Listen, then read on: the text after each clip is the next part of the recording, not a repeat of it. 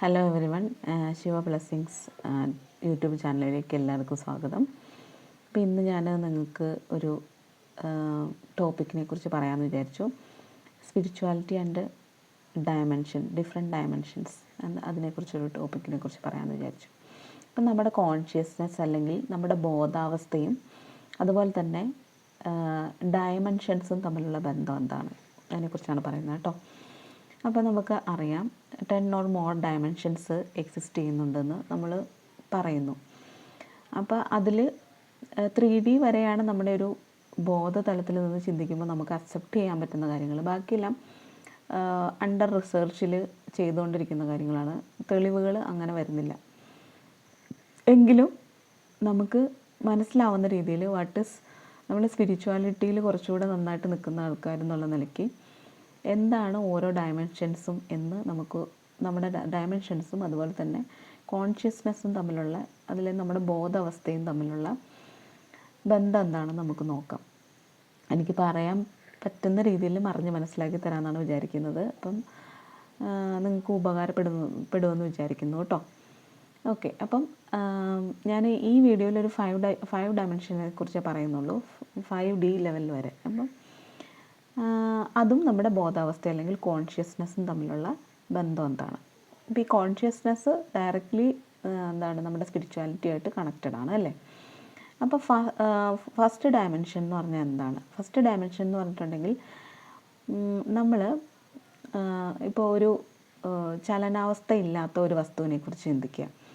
ഇപ്പം നമ്മളൊരു ഡോട്ട് ഇടുന്നു, അല്ലെങ്കിൽ ഒരു ബിന്ദു, അല്ലെങ്കിൽ ഒരു ലൈൻ വരയ്ക്കുന്നു, അല്ലെങ്കിൽ ഒരു കല്ല്, മണ്ണ്, ഇങ്ങനെയുള്ള കാര്യങ്ങളെക്കുറിച്ച് ചിന്തിക്കുക. അത് അവർക്ക് ചലനം ലിമിറ്റഡ് ആണ് അല്ലേ. അവർക്ക് ചലനശേഷി വളരെ കുറവാണ്. പിന്നെ ചിന്താശേഷിയും ഇല്ല അല്ലേ. അപ്പം അവർക്കൊരു പർട്ടിക്കുലർ ഡയറക്ഷനിലേക്ക് മൂവ് ചെയ്യാനോ ഒന്നും പറ്റത്തില്ല. ആ ഒരു ലെവൽ ഓഫ് കോൺഷ്യസ്നെയാണ് നമ്മൾ ഫസ്റ്റ് ഡയമെൻഷൻ എന്ന് പറയുന്നത്, അല്ലെങ്കിൽ ഒന്നാമത്തെ തലം, അല്ലെങ്കിൽ ഒന്നാമത്തെ ഡയമെൻഷൻ എന്ന് പറയുന്നത്. അങ്ങനെയാണെങ്കിൽ സെക്കൻഡ് ഡയമെൻഷൻ എന്തായിരിക്കും? സെക്കൻഡ് ഡയമെൻഷൻ എന്ന് പറഞ്ഞാൽ കുറച്ചുകൂടെ ബോധതലം വളർന്ന ആൾക്കാർ, അല്ലെങ്കിൽ കുറച്ചുകൂടെ ബോധതലത്തിൽ ഉയർന്നു നിൽക്കുന്ന ആൾക്കാർ. അതെന്ന് പറഞ്ഞിട്ടുണ്ടെങ്കിൽ നമ്മുടെ ചുറ്റുമുള്ള സസ്യങ്ങളെ, മരങ്ങളെയൊക്കെ ശ്രദ്ധിക്കുക. അവർക്കൊരു പർട്ടിക്കുലർ ആംഗിളിലേക്കുള്ള മൂവ്മെൻറ്റ്സ്, അല്ലെങ്കിൽ ഇടത്തോട്ട് വലത്തോട്ട് പുറകിലോട്ട് മുമ്പോട്ട് അങ്ങനെയുള്ള ഒരു മൂവ്മെൻറ്റ്സ് പോസിബിളാണ്. പക്ഷേ ഉയരങ്ങളിലേക്ക് പോകാൻ കഴിയുന്നില്ല. ബട്ട് അവർക്ക് എന്താണ് സംഭവിക്കുന്നത്? അവരുടെ ഒരു കോൺഷ്യസ്നെസ് എന്ന് പറഞ്ഞിട്ടുണ്ടെങ്കിൽ അവർക്ക് ചിന്താശേഷി ഇല്ലെങ്കിലും ബാക്കിയുള്ള കാര്യങ്ങൾ നടക്കുന്നുണ്ട്. അവരുടെ വിശപ്പടക്കാൻ കഴിയുന്നുണ്ട്, അല്ലെങ്കിൽ നമുക്ക് വേണ്ടിയിട്ടുള്ള ഓക്സിജൻ അവർ പ്രൊവൈഡ് ചെയ്യുന്നുണ്ട് അല്ലേ. കാർബൺ ഡയോക്സൈഡ് റിസീവ് ചെയ്തിട്ട് ഓക്സിജൻ, നമ്മൾ പ്രകാശ സംശ്ലേഷണം പഠിച്ചിട്ടുണ്ട് അല്ലേ. അപ്പോൾ അതിൻ്റെ അകത്ത് അവരത് ഓക്സിജൻ റിലീസ് ചെയ്യുന്നുണ്ട്, അവരുടെ വിശപ്പ് അടക്കുന്നുണ്ട്. അങ്ങനെയുള്ള കാര്യങ്ങളെല്ലാം അവരനുഭവിക്കുന്നുണ്ട്. അപ്പം അതെന്ന് പറഞ്ഞിട്ടുണ്ടെങ്കിൽ 2D അല്ലെങ്കിൽ സെക്കൻഡ് ഡയമെൻഷൻസ് ആണ്. ആ ഒരു ലെവൽ ഓഫ് കോൺഷ്യസ്നെസ് അല്ലെങ്കിൽ ആ ഒരു ബോധാവസ്ഥയാണ് സെക്കൻഡ് ഡയമെൻഷൻ എന്ന് പറയുന്നത്. അപ്പോൾ തേർഡ് ഡയമെൻഷൻ എന്ന് പറഞ്ഞാൽ എന്തായിരിക്കും? നമ്മുടെ എക്സിസ്റ്റൻസ്, നമ്മുടെ ഈ ഭൂമി, നമ്മുടെ ചുറ്റിപ്പെട്ടി നിൽക്കുന്ന എല്ലാ കാര്യങ്ങളും, എൻ്റെ എന്നുള്ള ബോധം, അതിനെയൊക്കെയാണ് നമ്മൾ 3 ഡയമെൻഷൻ എന്ന് പറയുന്നത്.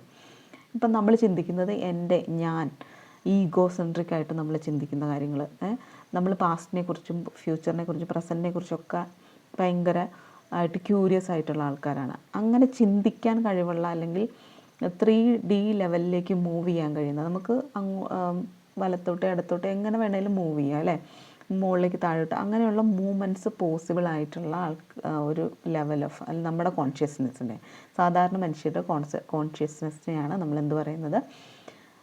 3D അല്ലെങ്കിൽ തേർഡ് ഡയമെൻഷൻസ് എന്ന് പറയുന്നത്. അപ്പം ഫോർത്ത് ഡയമെൻഷൻ എന്ന് പറഞ്ഞാൽ എന്തായിരിക്കും? ഫോർത്ത് ഡയമെൻഷൻ അവിടെ ടൈം വരുമെന്ന് പറഞ്ഞാൽ, ഇപ്പം എക്സാമ്പിളായിട്ട് പറയാം, ടൈം ലിമിറ്റ് എന്ന് പറഞ്ഞൊരു കാര്യം ഇല്ല അവിടെ.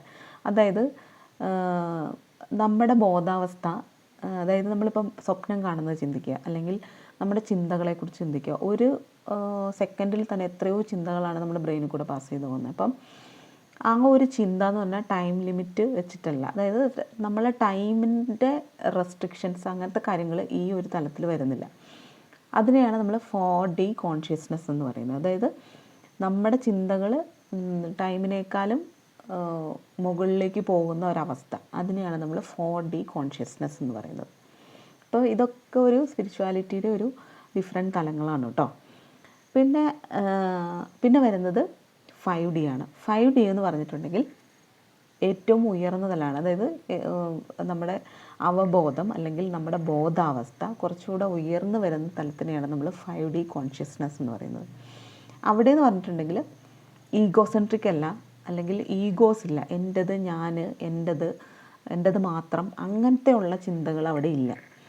അവിടെ ഉള്ളത് പരസ്പര വിശ്വാസം, അല്ല പരസ്പര ധാരണ, അല്ലെങ്കിൽ സ്നേഹം, അൺകണ്ടീഷണലായിട്ടുള്ള ലവ്, ഇങ്ങനെയുള്ള കാര്യങ്ങൾ.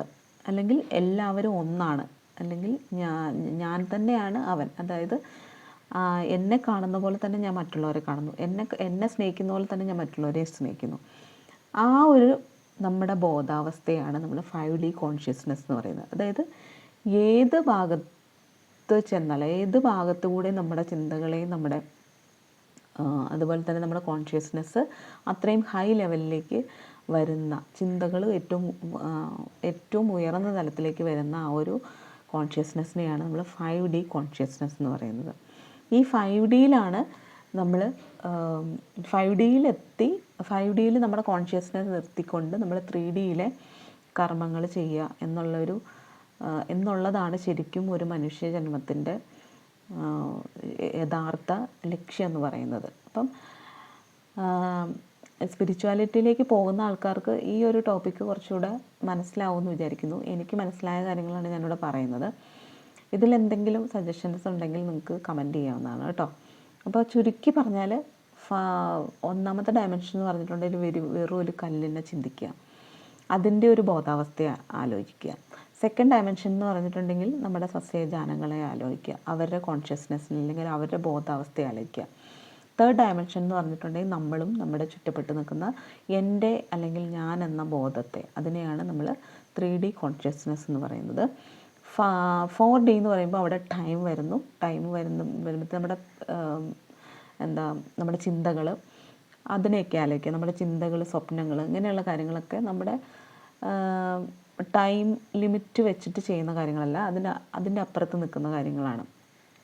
അതാണ് 4D കോൺഷ്യസ്നെസ്. അതുപോലെ തന്നെ 5D കോൺഷ്യസ് എന്ന് പറഞ്ഞിട്ടുണ്ടെങ്കിൽ ഏറ്റവും ഉയർന്ന തലമാണ്. ഉയർന്ന തലത്തിൽ എന്ന് പറഞ്ഞിട്ടുണ്ടെങ്കിൽ അവിടെ അൺകണ്ടീഷണൽ ലവ് മാത്രമേ ഉള്ളൂ, ഞാൻ തന്നെയാണ് അവനെന്ന് ചിന്തിക്കുന്ന ആ ഒരവസ്ഥയാണ്. അപ്പോൾ ഇതാണ് ഡിഫറെൻറ്റ് ഡയമെൻഷൻസ്, 5D വരെയുള്ള ഡയമെൻഷൻസ്. അതിന് ശേഷമുള്ള ഡയമെൻഷൻസിനെ കുറിച്ച് ഞാൻ വേറൊരു വീഡിയോ ചെയ്യാം. അപ്പോൾ ഇത് നിങ്ങൾക്ക് യൂസ്ഫുള്ളായെന്ന് വിചാരിക്കുന്നു. യൂസ്ഫുൾ ആയിട്ടുണ്ടെങ്കിൽ നിങ്ങൾക്ക് കമൻ്റായിട്ട് അല്ലെങ്കിൽ സജഷൻസ് ഉണ്ടെങ്കിൽ കമൻ്റായിട്ട് രേഖപ്പെടുത്താം. Thank you.